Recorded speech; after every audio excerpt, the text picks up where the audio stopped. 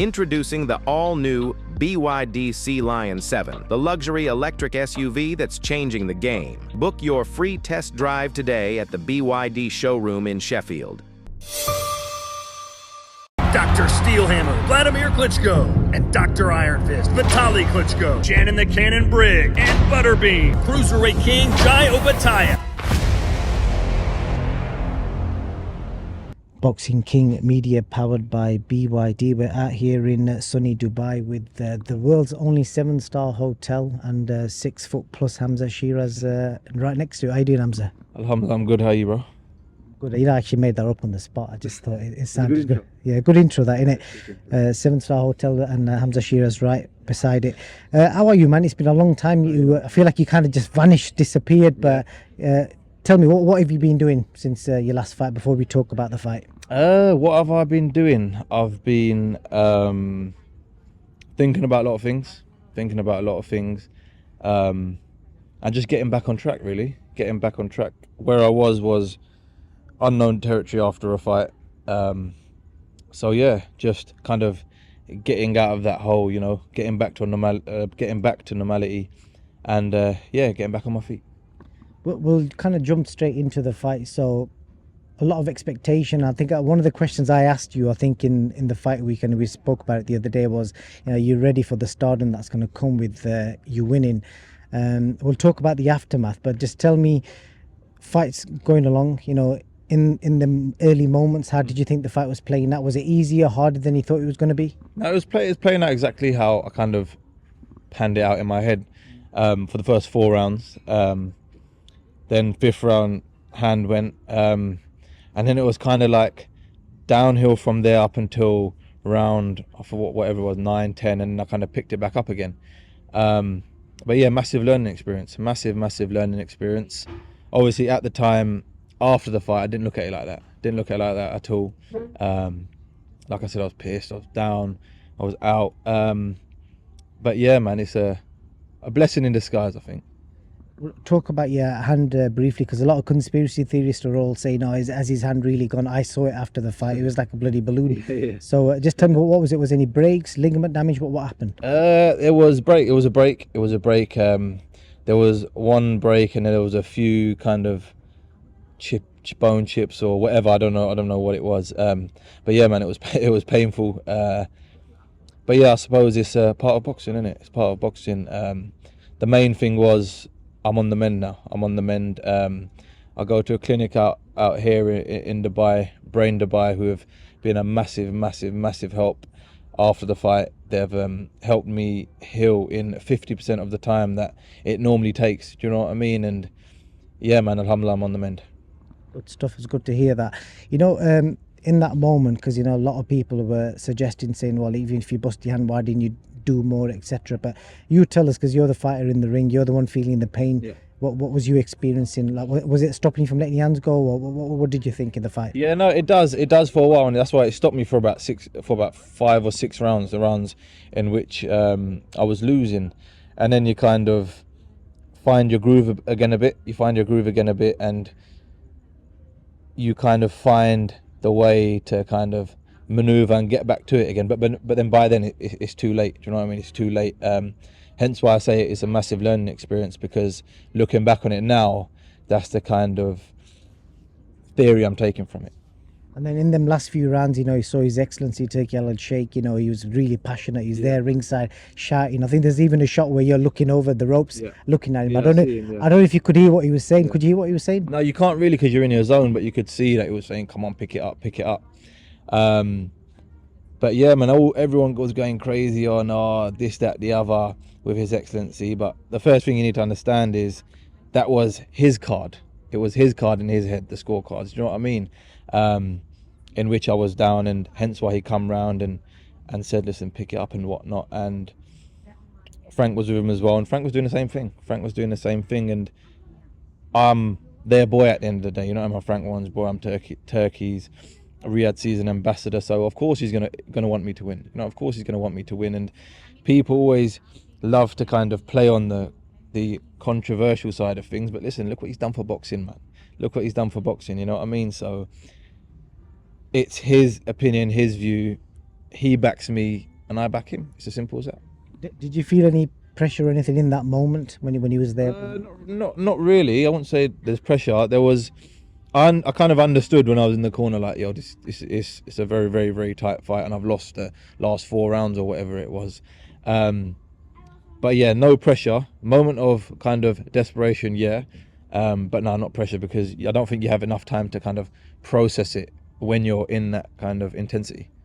One of the things I said to you after the fight, 2 out of the 3 judges that are paid to do that job, it's their profession, did not have you losing that fight. One had you winning, yep. One gave it a draw. So you got to take that as a positive, despite what fans and people in boxing were saying. So I'm guessing you've seen it back. How did you score it, and what did you think? In all honesty, I haven't even watched it back yet. I haven't watched it back. Like I said, after the fight, I was kind of I wouldn't say in a bad space, but I was in a space that I haven't been before. You know what I mean? I said it earlier. I was in a space I haven't been before. So coming out of there was pretty hard. Coming out there was pretty hard. And when you kind of in moments like that in life, you feel like you can turn to your own people. You can turn to people who have kind of supported you. But then when they're the ones slagging you off, when they're the ones saying, oh, this, that, the other on social media and whatnot, it's kind of like, oh, fuck's sake, man, what's going on here? You know what I mean? And I think that's what I kind of struggled with. I kind of struggled with that a bit, because it's your own people at the end of the day. Do you know what I mean? It's your own people. But I think what it's done, hence why I said it's a blessing in disguise, is because now, like, the team I've got now is downsized a lot. It's downsized a lot. And now I truly know that the people I have around me now are here for my best intentions only. Do you know what I mean? My best intentions only. I'll go back to that question I said to you earlier. Were you prepared for the stardom that's going to come? Were you prepared for the backlash, obviously, because the result didn't go? How did you find that experience? It was like I said, it was new, innit? It was new. Somewhere it ain't been before, and you're just getting absolutely ripped left, right, and centre. Rip this, that, rip that. But then I almost felt like people are waiting for that to happen as well. Do you know what I mean? They're waiting for some type of controversy to happen, because they can vent their own insecurities out via that. You know what I mean? So it is what it is at the end of the day, though. That's what I've accepted now. It's everyone's opinions. You know what I mean? Everyone's entitled to their own opinion. But yeah, even when kind of, like I said, you think that your own are going to be there to support you, they're not, and that's the harsh reality of life. And the last question on leaving the past behind us, I remember speaking to you a few months before the fight. In fact, it was your win after Ammo Williams. You said to me your inbox was flooded with marriage proposals. How's that been? They're all going to be unsent. They're going to be unsent now. Although everyone thinks, obviously, after the few Riyadh season cards I have been on, that I've got manchas and this, that, the other. So maybe they won't be unsent that much. Let's see what happens. Okay, so the marriage proposals are still there. So looking forward, spoke to your team, Spencer, Adil and Frank Warren, the 3 main people that kind of part of your team. They announced recently that you're moving up in weight, and I've always noticed looking at you that you look crazy, like weight drained when you're making weight. I've always wondered how on earth you make that weight. Yeah. So a bit of a good move, I'm guessing, just as an outsider looking in. Yeah, definitely for my health. Yeah, 100% for my health. Not that's an excuse or anything for my performance, not at all. But yeah, moving up to 168, I think I'll be a healthier, happier fighter. And yeah, man, I'm looking forward to it. I'm looking forward to getting back in there again, getting the ball rolling, and then just going for it again, man. Going for it again. And then I understand you moved to Dubai as well. Yep. What's has that always been in the pipeline? Yeah, that's always been in the pipeline. But until it actually made sense, which was after my last fight, I was going to make the move, and that's what I done. That's what I done at the start of Ramadan. I moved out to Dubai, and now I'm officially a Dubai citizen. So yeah, alhamdulillah, man, alhamdulillah. These are the things you work for in life, and this is kind of the next step in my life as well. You know what I mean now. So yeah, alhamdulillah. How's that gone down with your mum? Because I know you've told me in the past you're a bit of a mummy's boy. So yeah. How's that gone down? Don't get twisted. She's out here with me. She's out here with me now. My mum's here with me now. Like I said, going back to what I said, I don't want to keep going back to it, but having your parents around you, having people who that are for you 100, regardless of whatever happens, is nice, and I get that out here in Dubai. So yeah, I'm blessed. Lucky to have your mum here as well then. And that's what everyone ultimately wants, don't you? You want your loved ones around you. And moving forward, you said you've cut a lot of people out your team, so is there any other changes, training wise, etc.? Yeah. I've can officially announce my new coach now is Andy Lee. I've decided to go with Andy Lee over in Dublin in Ireland. My next camp will be out there, and the reason being is because I've always been studying him. I studied him as a fighter. I used to watch him a lot as well. Never did I think I'd ever train with him until I started seeing him, how he works in the corner. I started seeing him around the Fury team, how he is, how he kind of portrays himself. And then not until I met him and sat down with him, I really liked what I saw, and I went to watch a training session of Ben Whitaker over there. I went to watch him, see how he was working with Andy, and it was great, man. It was great. It was really good to see, and it's like old school training, back to basics, and learning how to use what you have to the best of your advantage. And I know most fighters will say that with every coach, and everyone would say, hearing this now, that he's using it as an excuse to change and whatnot from his last fight, blah blah blah. But what it is as a fighter, I needed a change. I need a change now. I need a fresh start, and that's what I'm getting with Andy.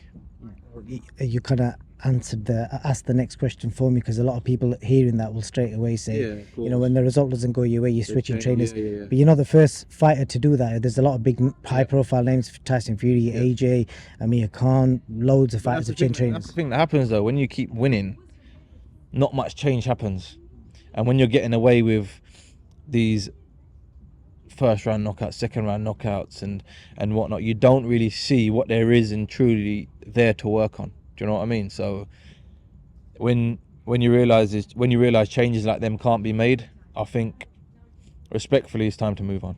Can I ask how you closed the chapter with Ricky? Was it left on good terms? Yeah, all on good terms. He's done a lot for me. I'm not here to say he's done nothing for me. He's done a lot for me. Took me under his wing when I went to Los Angeles. Man, I'm sure he will train a world champion in the future for sure. And Andy Lee, I'm guessing you're going to be basing yourself in Ireland, from LA to Ireland, Dublin. Yeah, no, I know.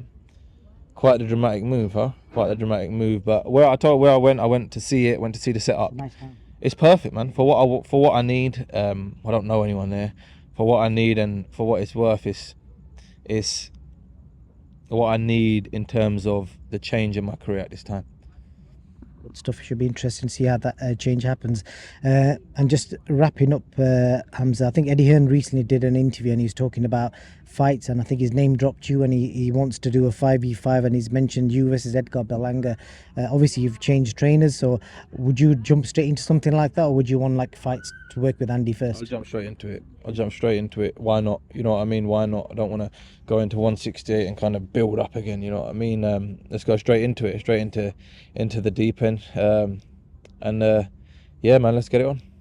The names Diego Pacheco, there's a lot of good fighters at super middleweight. Is there anyone that you've got personal interest in wanting to fight or testing yourself against? Not really, because I've never had personal interest in wanting to fight anyone. Maybe business interest in the past, yes, but personal, no.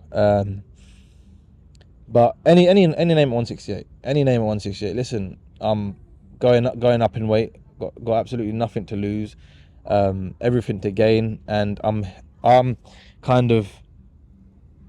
I want to reciprocate the Riyadh season energy of making the best fights happen now, sooner rather than later. So yeah, man, as long as I get the platform to do that, I'm all in. And just the last question, I don't know if you can maybe kind of sum up are you 25 now? 25, yeah. 25, so you're still like relatively young. So as a young British Asian, you kind of experienced the whole thing of like having your name blown up, everyone's like raving about you, and then boom, something, a result that doesn't go entirely your way, and you've seen people turn on you. So what have you learned about people, life, and everything in general, and what do you take away from that going forward? I've learned that this is life. You can't take it too personally. You cannot take it too personally. Everyone's entitled to their own opinion. You just gotta identify what you truly want out of life. Well, I'm not talking boxing here. I'm talking life in general. As a man, I kind of had to identify, after my last fight, what it is you truly want. Because what I did do before was let the outcome of a fight determine who I truly am. Do you know what I mean? Really determine who I truly am, and it's not a good space to be in. It's not a good space to be in because you let it control you. You let it control you outside the ring as well. Do you know what I mean? So where I am now is I understand that using my platform, I can help change lives. I can help inspire people. But then at the same time, the bigger my platform in boxing gets, the more I can do that moving forwards in life. Do you know what I mean? And I'll also say that not everyone in life, even the ones that you thought were happy for you, will be happy for you. Like I said, some people wait for you to slip up. So just concentrate on what you got to do, and yeah, man, just stay working hard and stay praying and stay loyal to those who are truly with you. Yeah, thank you very much. You forgot to mention new hairstyle as well as new cuts.